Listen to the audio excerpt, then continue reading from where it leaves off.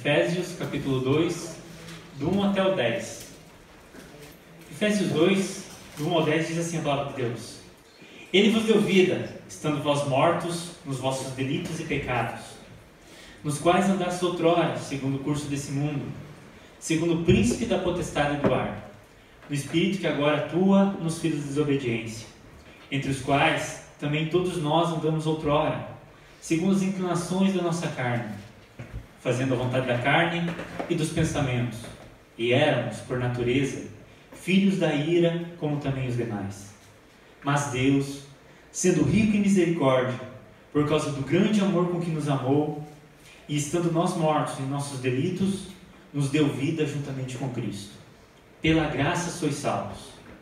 E juntamente com Ele nos ressuscitou e nos fez assentar nos lugares celestiais em Cristo Jesus, para mostrar nos séculos vindouros a suprema riqueza da sua graça em bondade para conosco em Cristo Jesus. Porque pela graça sois salvos, mediante a fé, e isso não vem de vós, é dom de Deus, não de obras para que ninguém se glorie, pois somos feitura dele, criados em Cristo Jesus para as boas obras, as quais Deus de antemão preparou para que andássemos nelas. Vamos orar mais uma vez? Pai, nós queremos te louvar e te agradecer pelo privilégio que temos, ó Deus, de estar na tua presença. Obrigado, Deus, pela tua palavra, e ajuda-nos nesse momento a entendê-la, compreendê-la e praticá-la no nosso dia a dia, Senhor. Ajuda-nos, Senhor, pela tua graça e misericórdia, a sermos praticantes, não apenas ouvintes da tua palavra. Em nome de Cristo Jesus, ó Deus, nós oramos, te louvamos e te agradecemos, Senhor. Amém.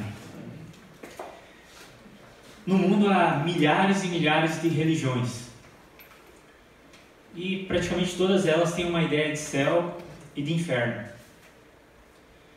E em todas elas, na maioria delas, há a ideia de que se você for uma boa pessoa, fizer coisas boas, você vai para o paraíso, para o céu.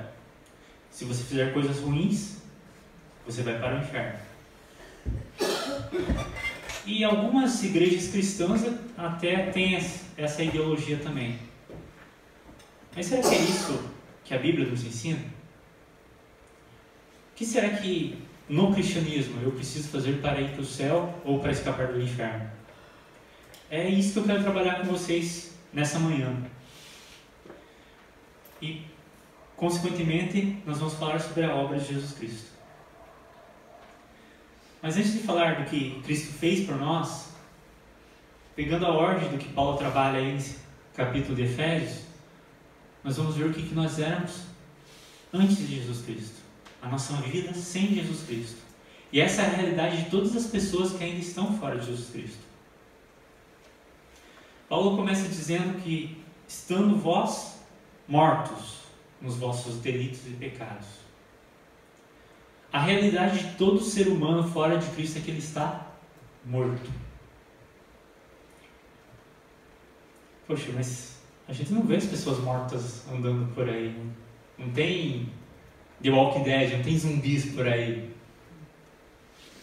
De certa forma tem. E isso começa lá atrás, lá na criação. O primeiro versículo da Bíblia diz que no princípio criou Deus os céus e a terra. E Deus relata toda a sua criação. No verso 31 do primeiro capítulo de Gênesis diz assim que Deus viu que tudo era muito bom. Já no capítulo 2 nós vemos a formação do homem de maneira mais detalhada e Deus colocando o homem no jardim do Éden. E Deus coloca o homem nesse paraíso e fala: você pode comer de todas as frutas do jardim, menos a do conhecimento do bem e do mal. Porque no dia que você dela comer, certamente morrerás. E aí, enganada pela serpente, a mulher come e também dá ao seu marido, que também come. Eles morreram naquele dia? Morreram. Ainda não fisicamente. A morte física começou a fazer parte dele. Adão ainda viveu bastante, 930 anos, né? Mas morreu fisicamente também. Mas no dia que ele comeu, ele morreu espiritualmente. A comunhão que ele tinha com Deus foi quebrada. O relacionamento que ele tinha com Deus foi desfeito. A tal ponto que Gênesis diz que ele teve medo de Deus. Alguém que tinha comunhão, intimidade, conversava com Deus, passou a ter medo de Deus por causa do pecado. Essa é a morte que Paulo está falando aqui. Essa é a morte que está sobre todo ser humano fora de Cristo Jesus. Todas as pessoas nascem mortas, espiritualmente falando. Não há ninguém que escape disso. Agora, lembra que no começo eu falei sobre as religiões, que a maioria das religiões diz que você tem que fazer coisas para ir para o céu ou para escapar do inferno? O que um morto pode fazer por si mesmo? Há alguma coisa que um morto possa fazer por si? Se você já foi num velório, você sabe que o morto não consegue nem se vestir mais. Espiritualmente falando, nós não podíamos fazer nada por nós mesmos. Não havia possibilidade de salvação em nós. E não há possibilidade de salvação nas pessoas que estão fora de Cristo Jesus. A tal ponto que Paulo continua falando que nós andávamos segundo o curso desse mundo, príncipe da potestade do ar, do Espírito que agora atua nos filhos da desobediência. Paulo está falando que além de nós estarmos mortos, nós éramos filhos da desobediência. Nós vivíamos desobedecendo a lei de Deus, os mandamentos de Deus. Vivíamos quebrando a vontade de Deus. Então, ao invés de nós podermos fazer algo para sermos salvos, nós acumulávamos sobre nós ira sobre ira. Porque nós vivíamos pecando. E essa ainda é a realidade de todas as pessoas fora de Cristo Jesus. E eu espero que não haja ninguém aqui, mas provavelmente dos que vão me assistir depois, é bem possível que haja alguém que ainda essa é a realidade. Está morto e é filho da desobediência. Isaías 64:6 exemplifica muito bem isso, que Isaías diz assim, que nós somos como imundo e os nossos atos de justiça como trapo de imundícia. Ou seja, as nossas melhores obras estão manchadas e contaminadas pelo pecado. Nós não poderíamos fazer nada por nós mesmos. Eu sempre gosto de ilustrar essa questão de Isaías. O imundo ali é um leproso. Leproso é aquele cara que a carne está apodrecendo, está tudo no vivo. E imagine você pegar o terno mais caro aí do mundo, pegar um terno Armani aí de uns 25, 30 mil reais e colocar sobre esse cara. A princípio ele vai ficar bonitinho. Mas passa alguns segundos, aquele pus, aquela sangue vai começar a passar o tecido. E após o uso, aquele terno serviria para mais nada a não ser queimado. Nada mais. Tinha que ser queimado, nem jogado fora, tinha que ser queimado mesmo. Perderia totalmente o seu valor. É isso que Isaías está falando sobre as boas obras das pessoas que estão em seus pecados. A imundícia do pecado é tanta que as melhores obras estão contaminadas pelo pecado. E é exatamente por isso que Paulo continua dizendo que nós, além de sermos filhos da desobediência, nós éramos também, por natureza, nós nascíamos filhos da ira. Ou seja, nós nascemos merecendo o inferno.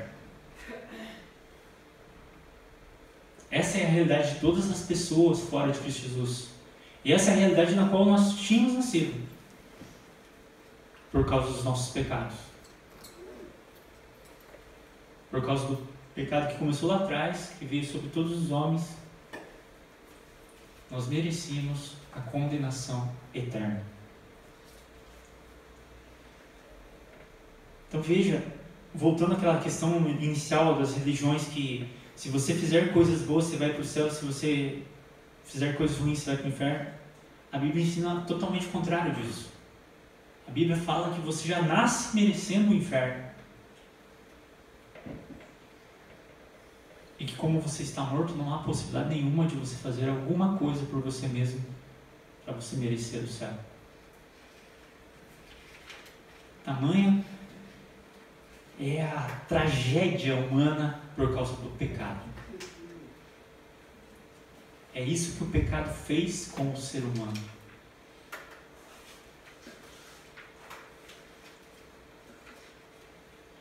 E talvez alguns possam pensar assim, mas não é justo. Poxa, eu cometi uma mentirinha, por exemplo, e eu ir passar a eternidade no inferno. O inferno não é justo. Eu já falei isso há algum tempo atrás, não sei quantos estavam, os adolescentes e jovens, eu falo sempre isso. Mas eu gosto muito de ilustrar a questão com o pecado de Davi. Quando Davi peca lá com Betseba, ele começa que cobiça, ele olha, deseja a mulher de Urias, ele comete adultério, que ele se deita com ela, comete mentira, que ele tenta enganar Urias, para que Urias pensasse que o filho era dele, e como nada disso deu certo, ele comete assassinato, colocando Urias na linha de frente para morrer. Mas no Salmo 51, quando ele confessa o seu pecado, no verso 4 ele diz assim: pequei contra ti somente. Veja, Betseba, Urias e toda a nação de Israel, de certa maneira, estavam envolvidos naquele pecado. Mas por que Davi fala que pecou contra Deus somente? Porque em essência todo pecado é contra Deus.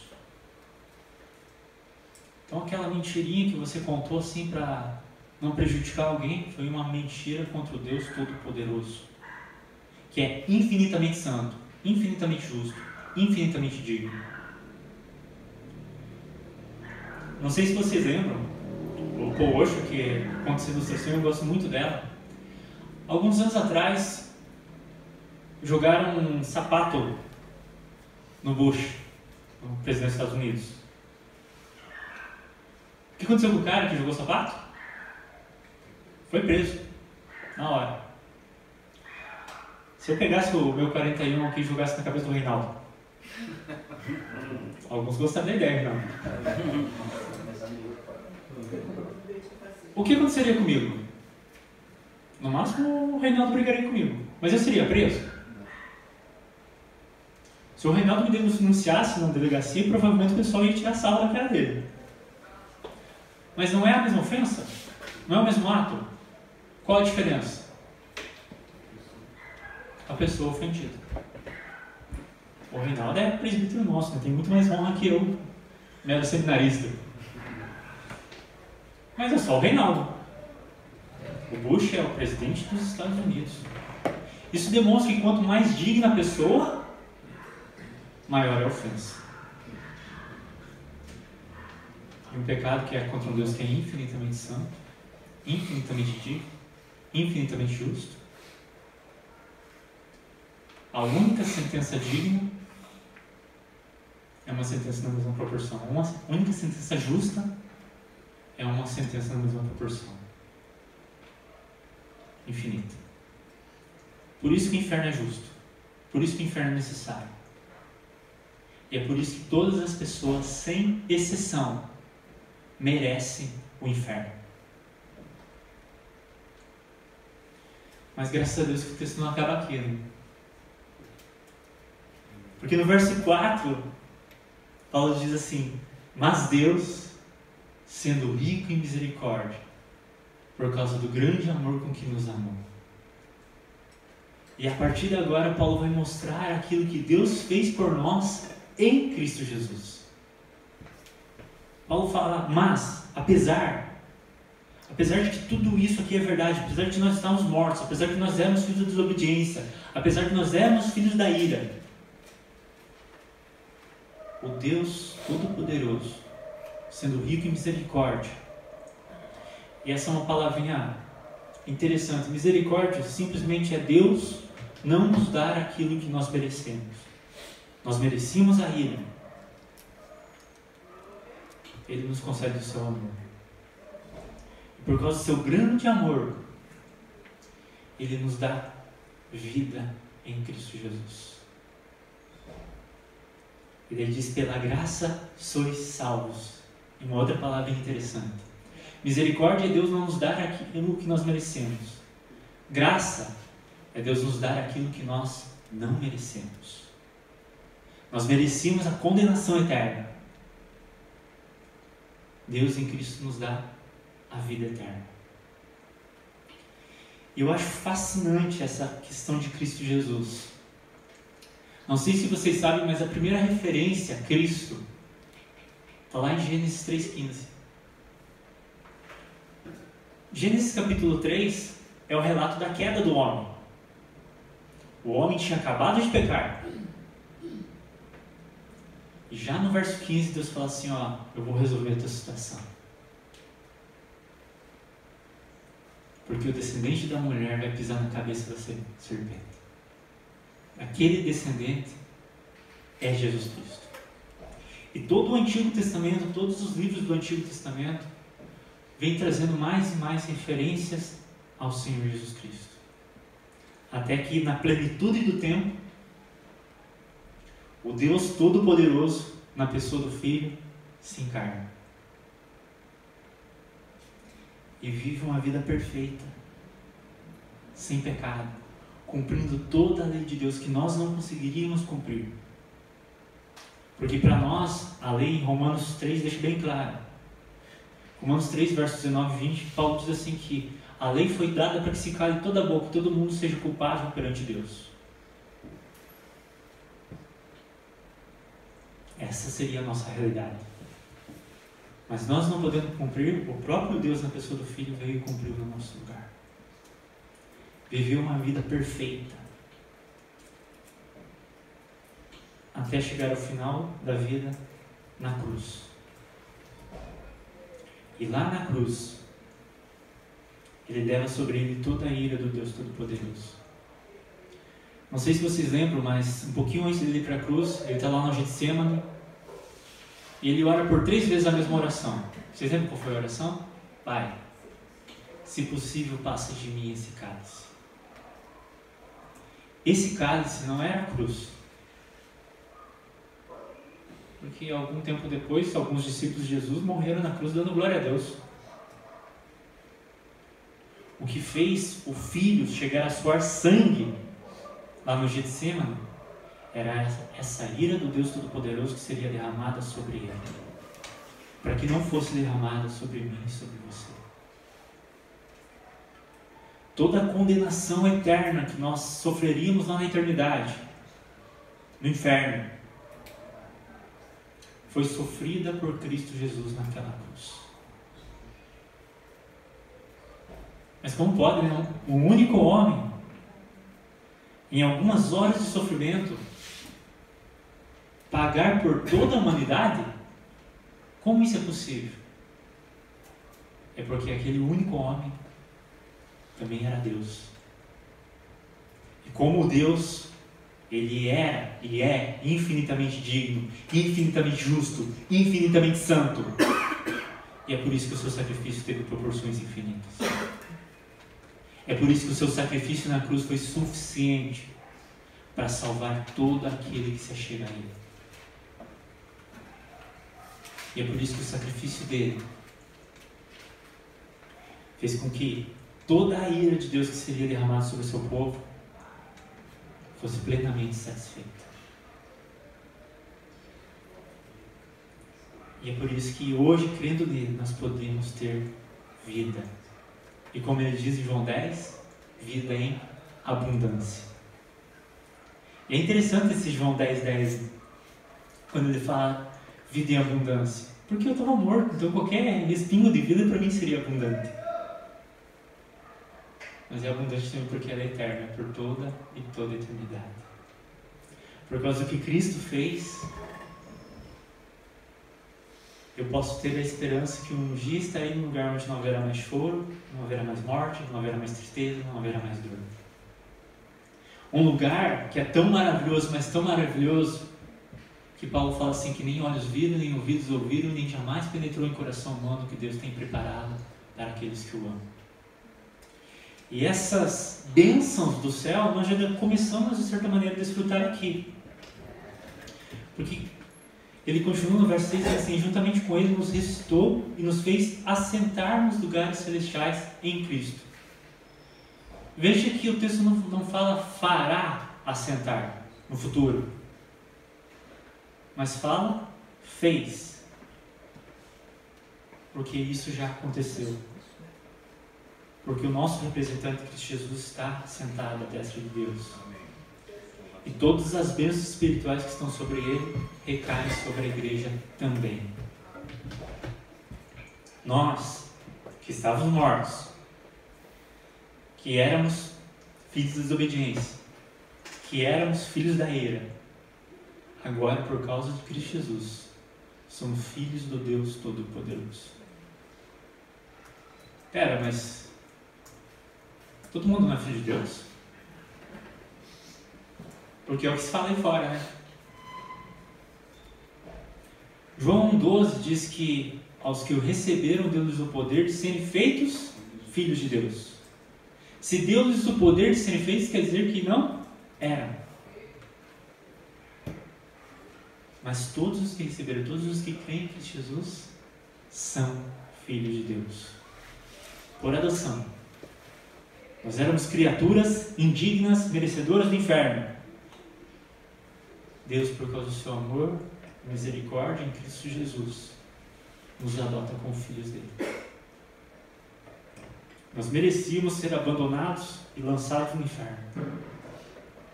O Deus Todo-Poderoso, por causa do seu amor e misericórdia, nos resgata e nos dá vida em Cristo Jesus e nos chama de filhos. E o texto continua no verso 8 dizendo assim, pois pela graça sois salvos, mediante a fé. E isso não vem de vós, é dom de Deus. Verso 9, não por obras para que ninguém se glorie. Veja como o cristianismo difere de toda a religião que existe aí fora. Nas demais religiões você tem que fazer algo para ser salvo. No cristianismo, Deus fez tudo o que precisava ser feito para você ser salvo. É um presente. Quem já recebeu o presente? Quanto que você pagou pelo presente que recebeu? Nada. Mas alguém pagou.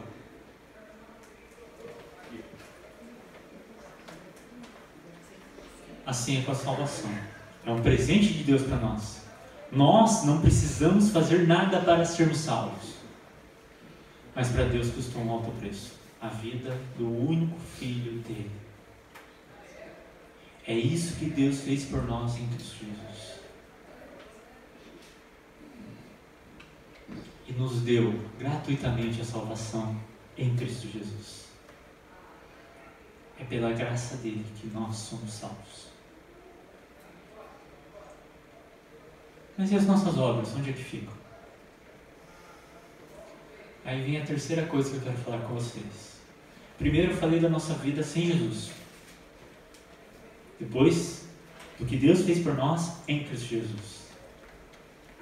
Agora, em Cristo Jesus, nós temos uma nova vida. E a nova vida em Cristo Jesus está aí no verso 10. Que diz assim, pois somos feitura dele, criados em Cristo Jesus. Veja, criados em novas criaturas. Para as boas obras.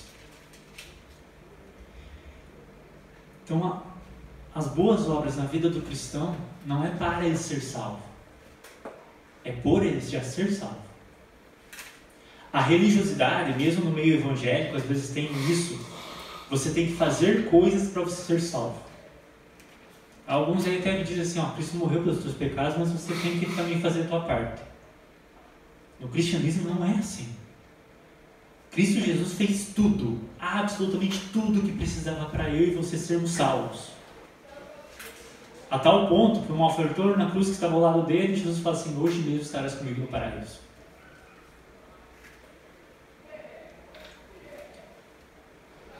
Só que ele não teve tempo de fazer as boas obras por ser salvo. Que se aquele ladrão da cruz descesse daquela cruz, com certeza ele faria essas boas obras também, mas como uma consequência do que Deus fez na vida dele. Mas o que são essas boas obras? Boas obras é você ajudar as pessoas? Sim, também. Então um cristão, um verdadeiro cristão, alguém que entendeu o que Cristo fez por ele, ajuda o seu próximo e ama o seu próximo.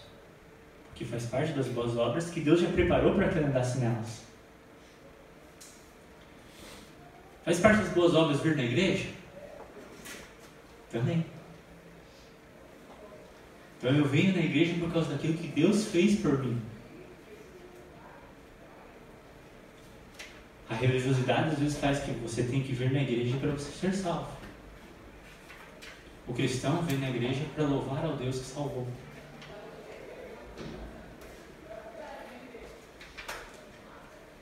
Faz parte das boas obras eu devolver meu dízimo? Também. E lembrando que o dízimo não é obrigatório para o cristão. A religiosidade diz que você tem que fazer isso. É obrigação tua. E outro detalhe. O cristão não devolve o dízimo para fazer barganha com Deus. Ó Deus, eu vou devolver meu dízimo, mas o Senhor depois tem que me dar tantas coisas. Eu faço isso como uma consequência e gratidão do que Deus fez por mim.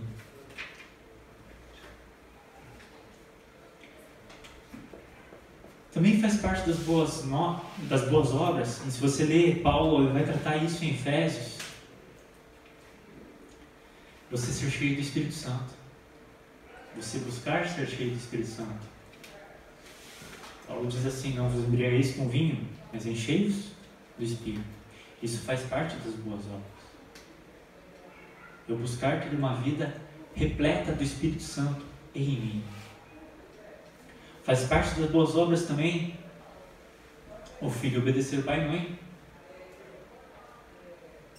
E Paulo vai tratar isso mais para frente, a partir do capítulo 5. Faz parte das boas obras dos pais não levar os seus filhos à ira. Ou seja, tratar os filhos com amor.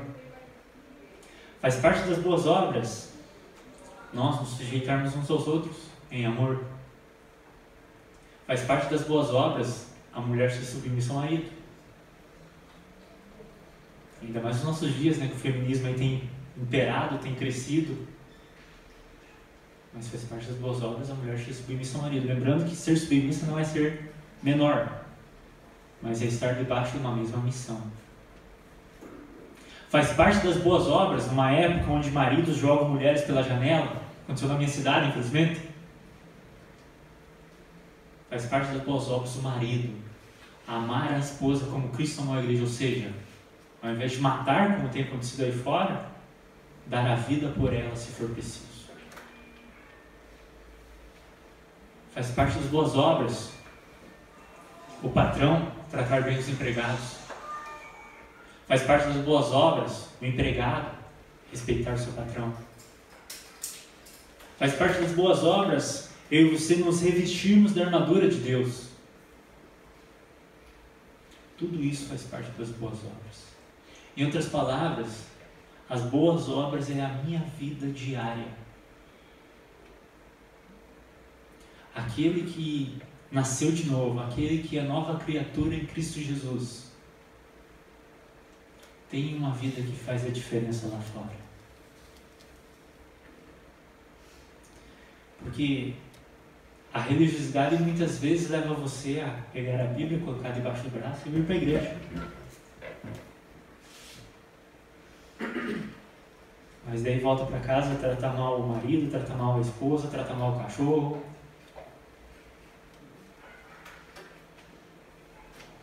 Trata mal o vizinho.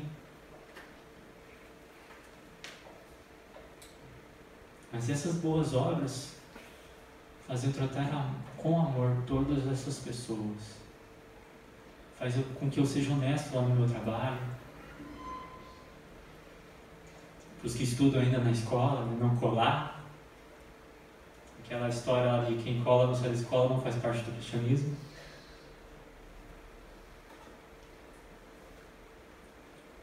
Faz parte das boas obras eu buscar a cada dia ser mais e mais parecido com o meu Senhor. Tanto que o próprio Deus nos ajuda nisso. Nós vemos aqui que foi Deus que nos criou para isso. Ele nos criou para essas boas obras que Ele já preparou de antemão.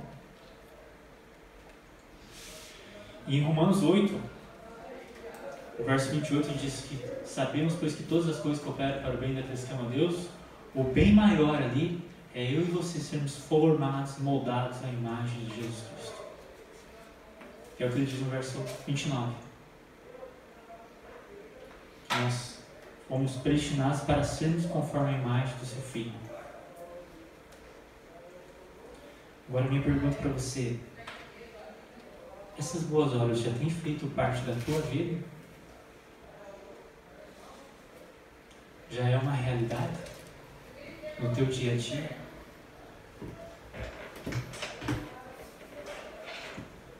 Ou você ainda está entre os que estão mortos, filhos da desobediência, filhos da ira?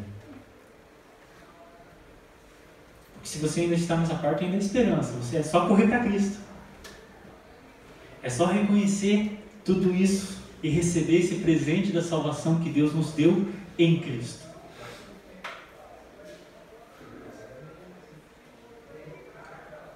Mas você que já está em Cristo Jesus, busque cada dia viver para essas boas obras. Veja, se você não está vivendo nessas boas obras, você não está cumprindo para o propósito para o qual você foi criado novamente.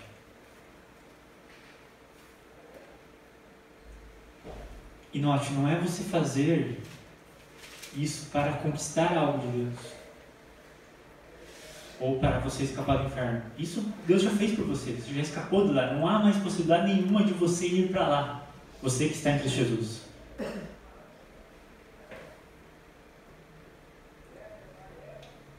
Mas você deve fazer isso porque agora faz parte da tua nova natureza.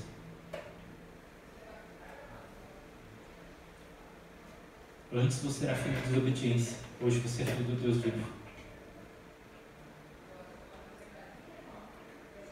Antes, as tuas melhores obras estavam manchadas pelo pecado. Hoje, as tuas piores obras já foram pagas por Cristo.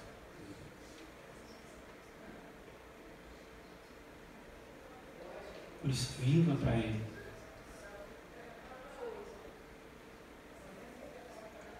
As religiões aí fora acham que você tem que fazer coisas boas para você ser salvo. E seria responsabilidade nossa, ou melhor, é responsabilidade nossa, mostrar para eles que a única salvação deles é Cristo Jesus. Isso faz parte das boas obras também. Ontem, pela graça de Deus, pela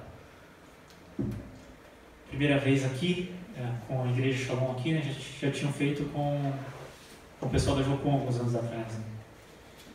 Mas, já começando com a Shalom aqui, nós fizemos um trabalho evangelístico no bairro. Visitamos algumas famílias. E foi divulgado aqui, colocado no boletim, que a gente teria um treinamento e sairíamos para o evangelismo. Mas no treinamento só tinha 9 pessoas. E ontem, para sair, nós estávamos em 7 pessoas apenas. Uma igreja que tem mais de 100.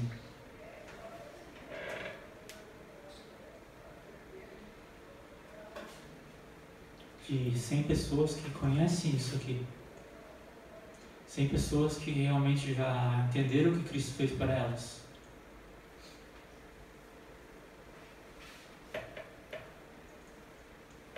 Mas que parece que não acham importante compartilhar isso com as outras pessoas.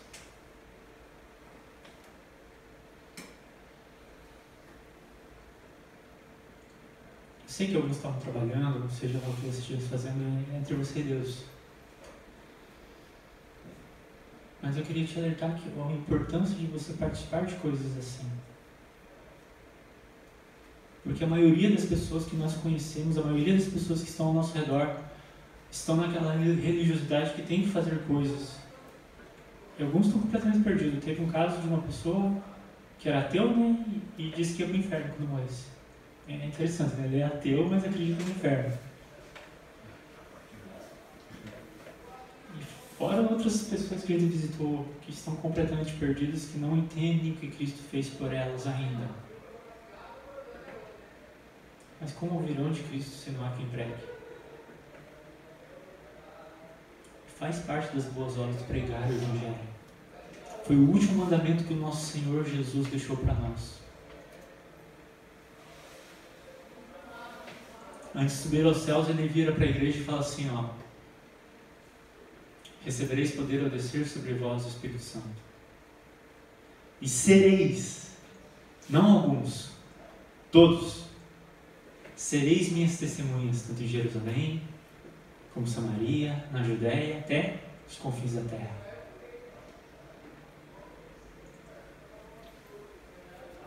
Eu e você que somos novas criaturas em Cristo Jesus, já recebemos o Espírito Santo de Deus, já recebemos o poder de Deus para sermos testemunhas, para anunciar isso para as pessoas, para demonstrar isso para as pessoas. E isso vale anunciar para os nossos familiares, para os nossos amigos, para os nossos colegas de trabalho. Isso faz parte das boas obras também.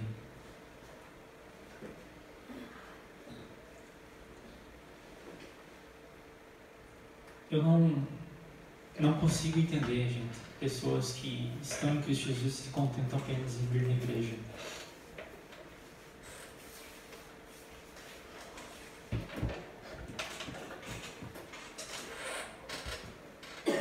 Eu sei que às vezes a timidez, coisas assim, eu sou tímido pra caramba, então eu sei muito bem disso. Nos atrapalha em compartilhar o Evangelho. Mas Deus nos criou novamente em Cristo Jesus para essas boas obras.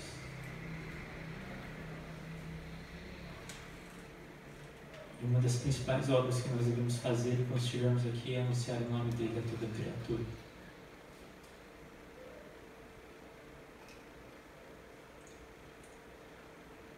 Não se contente em ser apenas um crente religioso que vem na igreja, canta uns hinos às vezes até de boca para fora e volta para casa e vive a vida como quer. Veja tudo que Deus fez por você, veja a situação de onde que te resgatou. Você estava morto, não tinha esperança. Você era filho de desobediência, você era filho da ira. Mas Ele em Cristo Jesus te deu vida e vida em abundância. Mas há um propósito para você fazer aqui. Praticar as boas obras. Na igreja, na tua casa, no trabalho, no teu dia a dia. Viver uma vida mais e mais semelhante a de Jesus Cristo. E apresentar Jesus Cristo para que outras pessoas também tenham essa vida.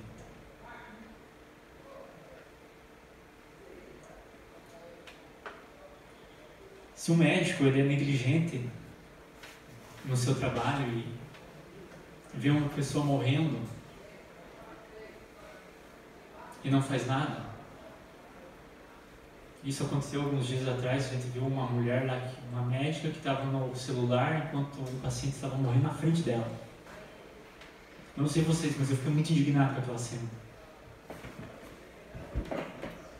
Mas não deveríamos nós ficar indignados com nós mesmos, vendo pessoas indo para o inferno ao nosso redor e não fazendo nada.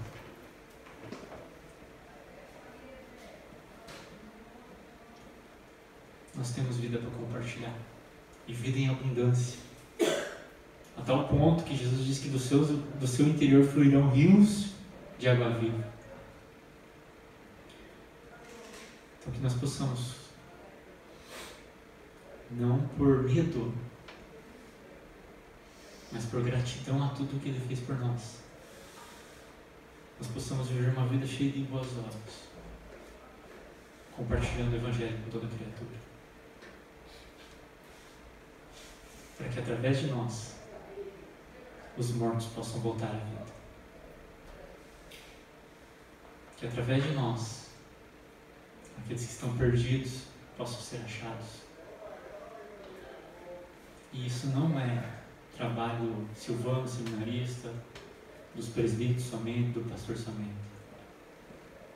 É uma tarefa para todo aquele que está em Cristo Jesus. Deus já demonstrou o quanto ama você e te resgatou da morte para a vida. Como diz Pedro, Ele te resgatou das trevas para a luz para que você proclamasse as virtudes daquele que te tirou da. Esse é o nosso desafio, essa é a nossa missão como servos de Deus. Que Deus nos ajude nisso. Vamos orar. Pai, nós queremos te louvar e te agradecer, ó Deus, porque nós estávamos mortos, nós éramos filhos da desobediência, nós éramos filhos da ira, mas o Senhor, sendo rico em misericórdia, nos deu vida em Cristo Jesus. Muito obrigado por isso, Deus. Muito obrigado porque o Senhor nos deu uma nova vida também, ó Deus. E o Senhor já preparou boas obras para nós vivermos e andarmos nelas. Então nos ajuda nisso, Pai. Nos ajuda a cumprirmos a nossa missão, não por obrigação, mas como gratidão a tudo que o Senhor fez por nós, ó Deus. Por amor a Ti, ó Pai. Nos ajuda. Desperta o nosso coração, ó Deus, para uma vida cristã mais autêntica, mais verdadeira, que faça diferença no nosso lar, no nosso trabalho, no nosso dia a dia. E que através da nossa vida, mais pessoas venham a ter vida em Cristo Jesus, ó Deus. Usa-nos para isso, Pai. No nome dEle, do nosso Senhor e Salvador Jesus Cristo, que nós oramos, te louvamos e te agradecemos, Senhor. Amém. Que Deus abençoe.